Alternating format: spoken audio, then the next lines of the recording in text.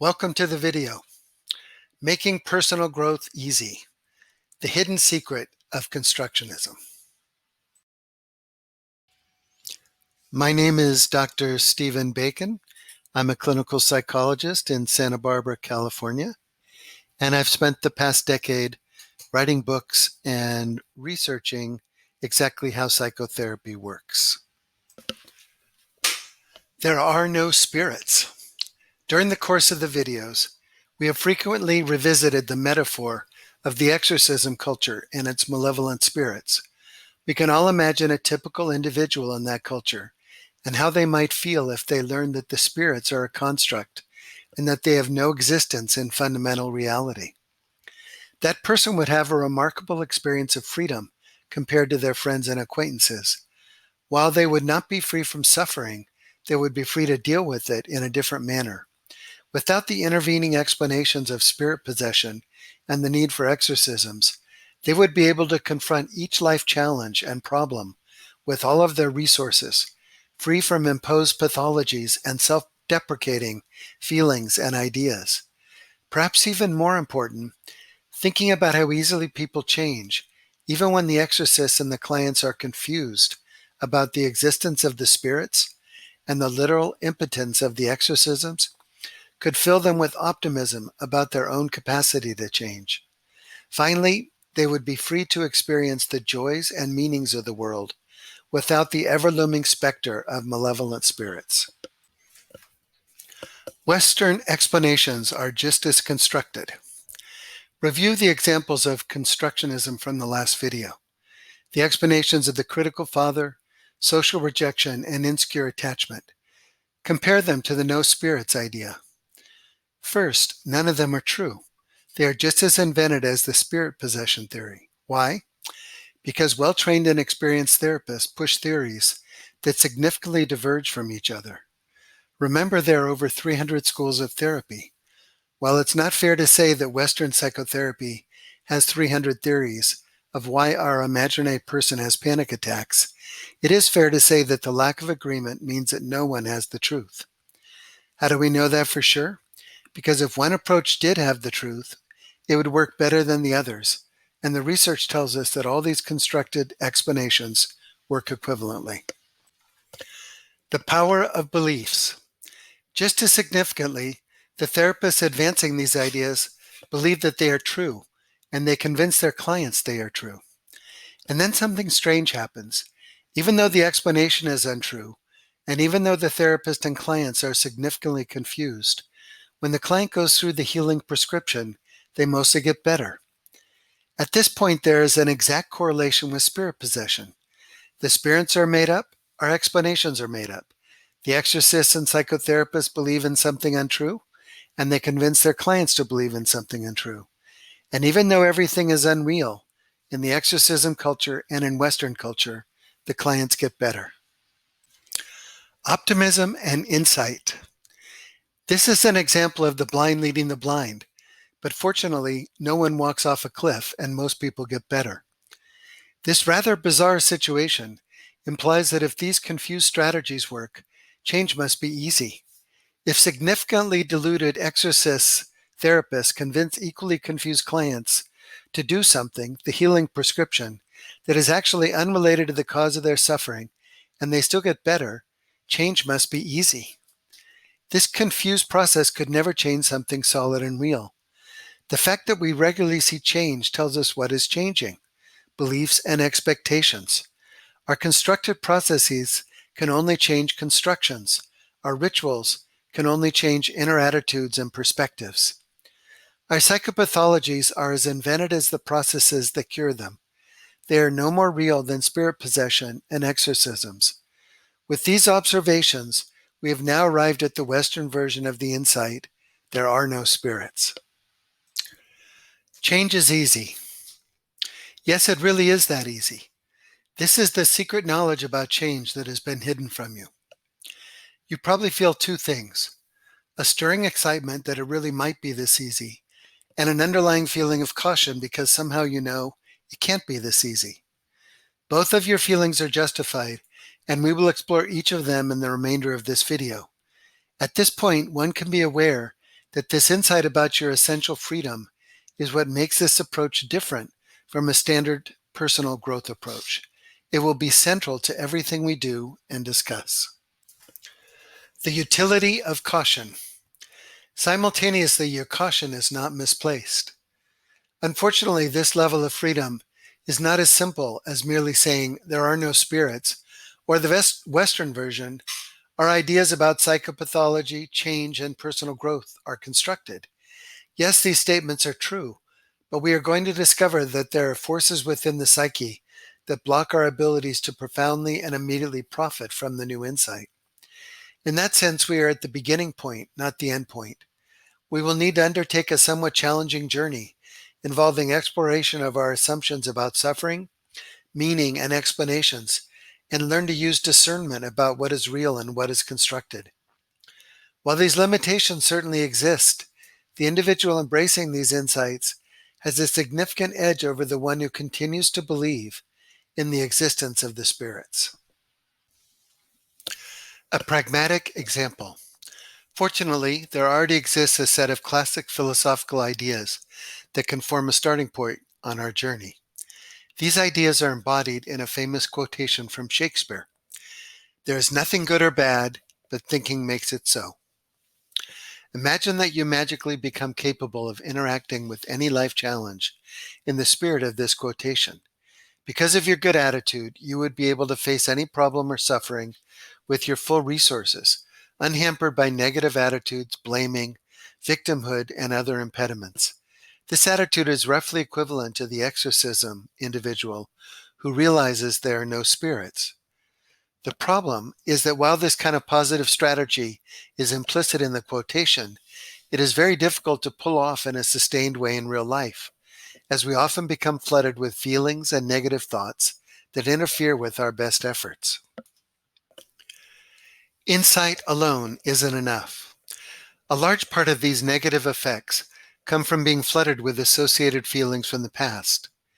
Every moment of suffering, whether in our control, like failing to prepare for a test, or outside our control, like being hit by a drunk driver, brings up memories and old feelings associated with similar feelings of suffering.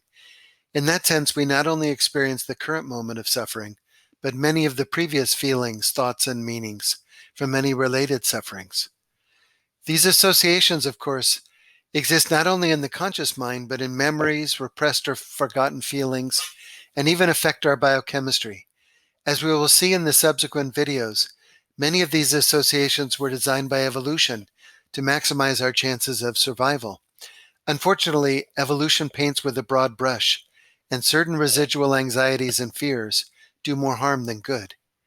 Finally, for most people, all these negative connotations are also associated with guilt and shame. For a variety of reasons, it is very difficult to be reminded of failures and problems without being subjected to large doses of self-deprecation and self-flagellation. Benefits of cultural explanations. Addressing these feelings of failure, pain, guilt, and shame is a significant part of any personal growth strategy. It is sufficiently complex that we will be addressing them in several subsequent videos.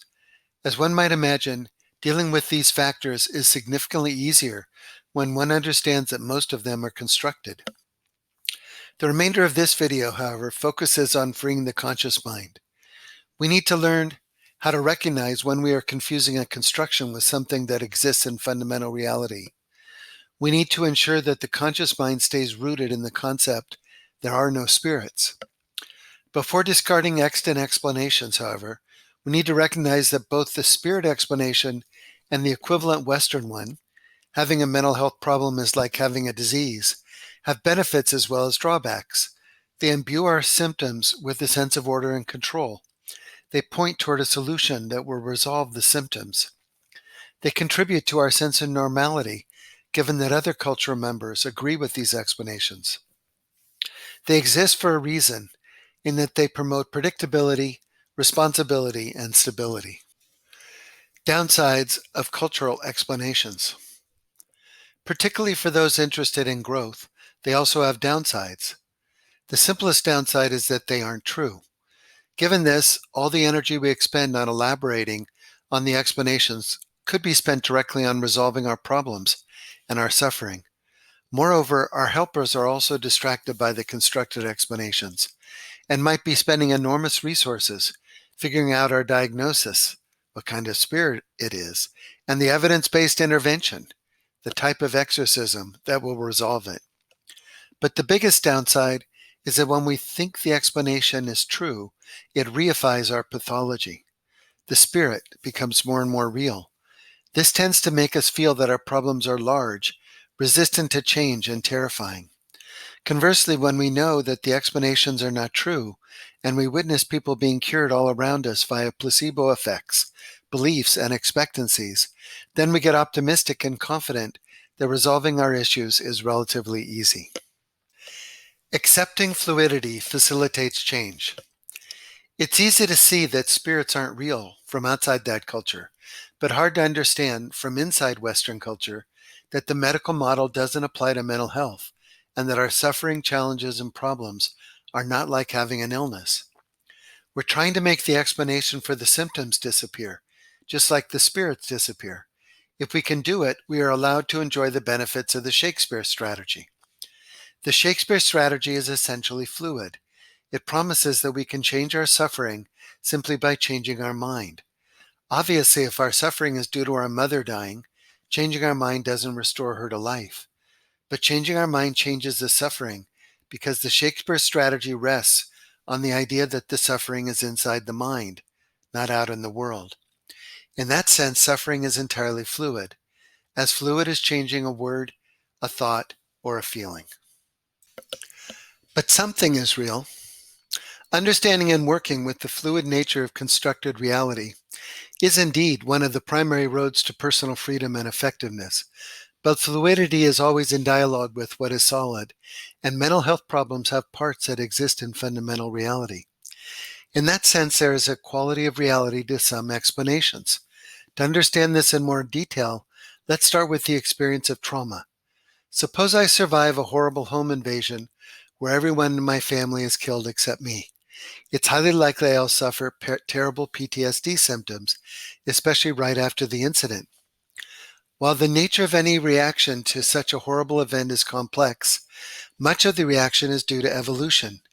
Just as we get repulsed by food that makes us sick, we have an emotional experience of anxiety when we encounter experiences that threaten our existence.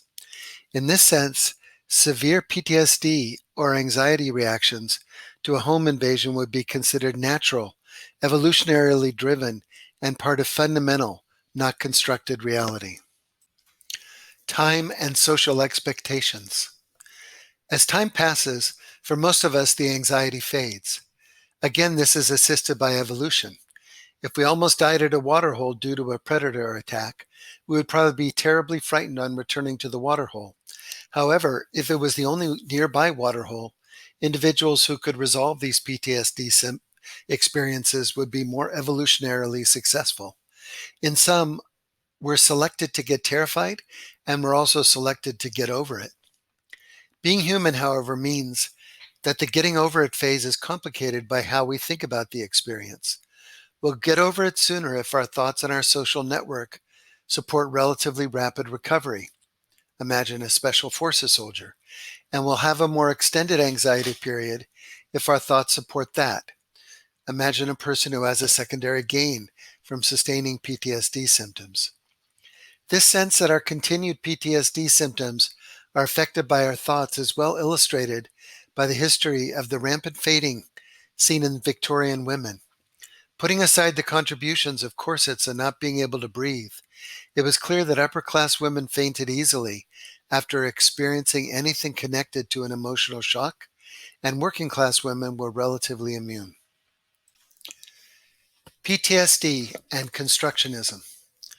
What these examples suggest is that while a PTSD reaction often begins in fundamental reality, the reaction relatively quickly moves into constructed reality. The fainting example shows just how easily constructed reality manifests physically. Remember, in the exorcism culture, the existence of the spirit was proved by the symptoms of the sufferers. They might shake, enter fugue states, or speak incoherently. Moreover, once PTSD can be resolved through psychotherapy, it is clearly operating in constructed reality. The fact that it can be improved by hypnosis or group therapy or EMDR demonstrates that the fundamental aspect of the event lies in the past and that it is being sustained by thought processes, constructions. The real and the solid has become fluid and malleable, even if it takes a relatively powerful therapeutic ritual to change it. If it improves with psychotherapy, it's constructed. Similarly, constructionism has no problems when declaring that it is relevant to even the most severe disorders, like schizophrenia and manic episodes.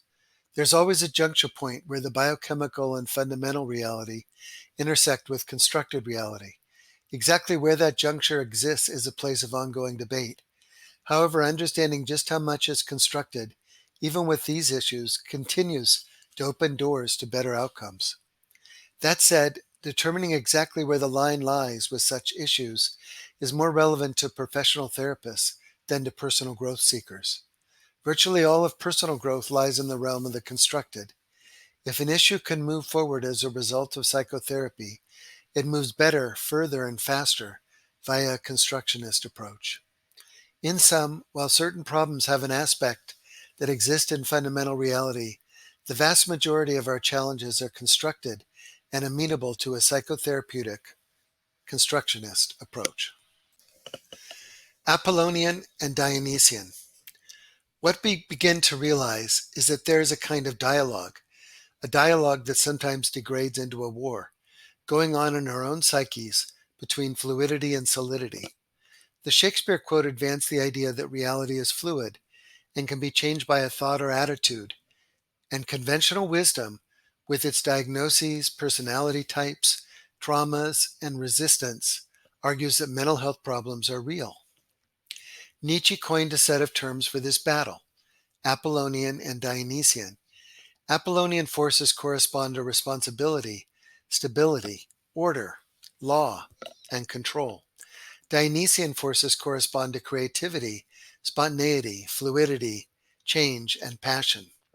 There's a dynamic tension between these two forces in every culture, within every psyche, and implicit in different personal growth paradigms. Embracing the freedom of constructionism. This video is all about shifting from an Apollonian perspective to a Dionysian one. Constructionist Michael Hoyt tells us, "The doors of therapeutic perception and possibility have been opened wide by the recognition that we are actively constructing our mental realities, rather than simply uncovering or coping with an objective truth." Uncovering objective truth is Apollonian. It is an entirely seductive argument. We are so accustomed to perceiving the world around us as solid, real, fixed, and true. It takes real effort to be comfortable with the fluid and malleable reality that is the essence of the Dionysian. Nietzsche lauded both forces, the stability of the Apollonians and the creativity of the Dionysians. However, when it comes to personal growth, the Dionysian opens the door and the Apollonian limits change to something slow, difficult, and incremental. Going further, as Nietzsche argued, cultures need a large dose of the Apollonian to sustain themselves, to provide norms, rules, and boundaries, and to ensure that we can count on tomorrow being like today. The secret knowledge is the sense that much of this stability is made up. It is useful for cultures. It is useful for order. It is useful for raising children. More specifically, in order to support these types of issues, ease of change is minimized, and the world attempts to convince each one of us that our psychological experience is solid and real. We worry that the promises and potentials of the Dionysian don't really exist. The next video attempts to sustain these Dionysian insights by discussing deconstructionism, the ability to recognize and deprogram the attempts to limit ourselves to Apollonian truths. Truly being free from belief in the spirits, cultivating the ability to own the Shakespeare strategy, requires a sustained effort to recognize and disassemble the regular attempts to move one back to the Apollonian.